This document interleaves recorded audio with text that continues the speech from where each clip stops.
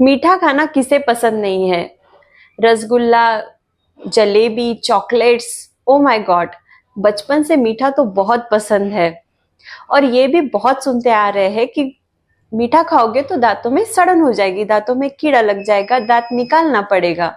यही सुनते सुनते आ रहे हैं। बहुत लोगों ने मीठा खाना छोड़ दिया है, पर कुछ लोग नहीं छोड़ पा रहे, तो वो मीठा खाते रहते हैं। सड़न लगती है दांतों में, दांत में दर्द होता है, तो डेंटिस्ट से आके ट्रीटमेंट करा लेते हैं। लेकिन क्या सच में मीठा खाने से दांतों में कीड़ा लगता है?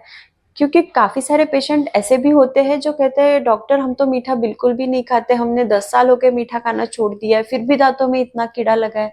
तो एग्जैक्टली क्या सच में मीठा खाने से दर्द होता है? क्या मीठा खाने से दांतों में सड़न लगती है? एग्जैक्टली रीजन क्या है? मीठे में ऐसा क्या होता है कि जो दांतों को हानि पहुंचाता है? और अगर मैं ये कहूँ कि आप चॉकलेट्स और सब मिठाई खा भी सकते हो और दांत में कीड़ा भी नहीं लगेगा, तो इससे बड़ी गुड न्यूज और क्या होगी। ये वीडियो स्पेशली शुगर लवर्स के लिए है जिनको मीठा बहुत पसंद है। ये वीडियो पूरा एंड तक देखिए, क्योंकि आपके सामने बड़ा खुलासा होने वाला है कि आप मीठा खा भी पाएंगे और दांतों में सड़न भी नहीं लगेगी, दांतों में दर्द भी नहीं होगा। Hello friends, welcome back to the YouTube channel ask Dento Space. Myself doctor Arundhati. तो स्टार्ट करते हैं। दांतों में कीड़ा लगना, दांतों में दर्द होना और मीठा खाना, इनमें क्या रिलेशन है? जो भी ह्यूमन माउथ है उसमें हमेशा अपने मुंह में कुछ बैक्टीरियाज हमेशा प्रेजेंट होते हैं। हमेशा मुंह में बैक्टीरिया रहते हैं जो हमारी बॉडी को या फिर हमारी दांतों को बिल्कुल भी हानि नहीं पहुंचाते हैं। वो हेल्दी बैक्टीरियाज होते हैं। लेकिन जब भी हम शुगरी फूड खाते हैं, कुछ भी मीठा खाते हैं जिसमें स्टार्च ज्यादा है, ऐसी कुछ चीजें अगर हम खाते हैं तो उसके डिपॉजिट्स अगर दांत पे लंबे समय तक रहेंगे तो ये जो बैक्टीरियाज है वो उनको तोड़कर उनमें से एसिड सिक्रेट करते हैं। और ये एसिड की वजह से दांत के ऊपर जो लेयर बनी रहती है, इनामल की जो परत है, वो कमजोर हो जाती है, वो सड़ जाती है। और फिर वो दांत का जो गड्ढा बनता है इनामल पे, वो बढ़ बढ़ के नीचे डेंटिन में जाता है। जैसे कि मैंने टूथ का स्ट्रक्चर पिछले कई वीडियोस में एक्सप्लेन किया है कि दांतों के अंदर नस रहती है, उसके ऊपर 2 लेयर्स रहते हैं। तो जो इनामल के बाद जो डेंटिन लेयर आती है, सेकेंड लेयर, उसमें कुछ कुछ ट्यूब्यूल्स, नलिकाएं जो पल्प टिश्यूज में से निकलती है वो वहां पे रहती है।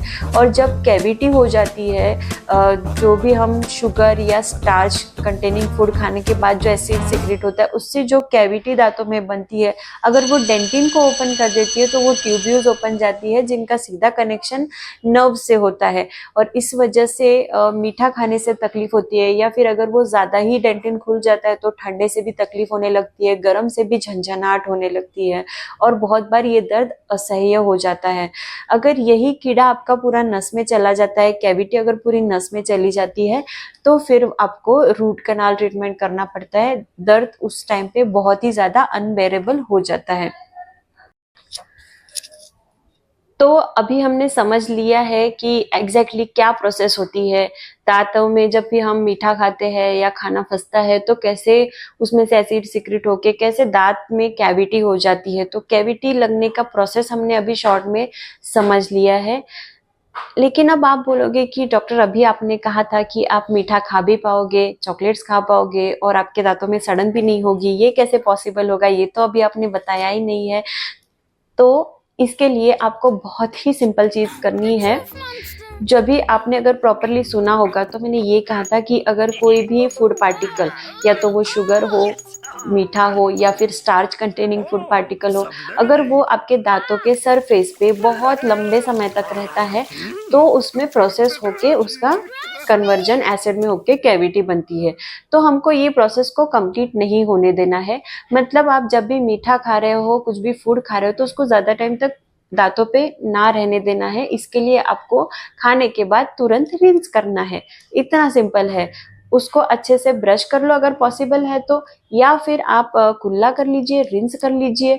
अगर नहीं पॉसिबल है, कहीं पार्टी में हो और आप रिंस नहीं कर पा रहे हो, तो फिर आप नॉर्मल ड्रिंकिंग वाटर से भी वो पानी पी के उसको थोड़ी समय के लिए वॉश आउट कर सकते हैं। नॉर्मल रिंजिंग से हम ये प्रोसेस ब्रेक कर सकते हैं, सो दैट आपके दांतों में कैविटी नहीं होगी। दूसरी चीज ये है कि अगर आपको शुगर बहुत ज्यादा पसंद है, मीठा खाना बहुत पसंद है, तो आपको दिन भर थोड़े थोड़े प्रोपोर्शन में वो नहीं खाना है, वो आदत आपको ब्रेक करनी पड़ेगी। आप एक ही टाइम पे जितना मन है उतना खा लीजिए और फिर वॉश आउट कर लीजिए अपने दांतों को, अपने माउथ को। टूथ सरफेस पे कोई भी फूड पार्टिकल नहीं छूटना चाहिए। और तीसरी चीज ये है कि अगर आप शुगर कम ही कर सकते हो तो वो बहुत बढ़िया होगा, क्योंकि एनीवेज शुगर अदरवाइज भी अपनी बॉडी के लिए हेल्दी नहीं है। थोड़े प्रोपोर्शन में आप खा सकते हो, लेकिन जो मैंने प्रोटेक्टिव टिप्स आपको इस वीडियो में दी है, अगर वो फॉलो करोगे तो डेफिनेटली आपके दांत तो प्रोटेक्ट हो ही जाएंगे। दोस्तों, जिंदगी में मिठास बहुत जरूरी है, लेकिन अगर ये मिठास आपकी प्यारी सी मुस्कान छीन ले तो क्या ही मजा। इसीलिए अगर कुछ सावधानियां रखेंगे और तो आप मिठास का भी आनंद ले पाएंगे, दांत भी खराब नहीं होंगे और हैप्पीली मुस्कुरा पाएंगे। So thank you very much friends for watching this video till and.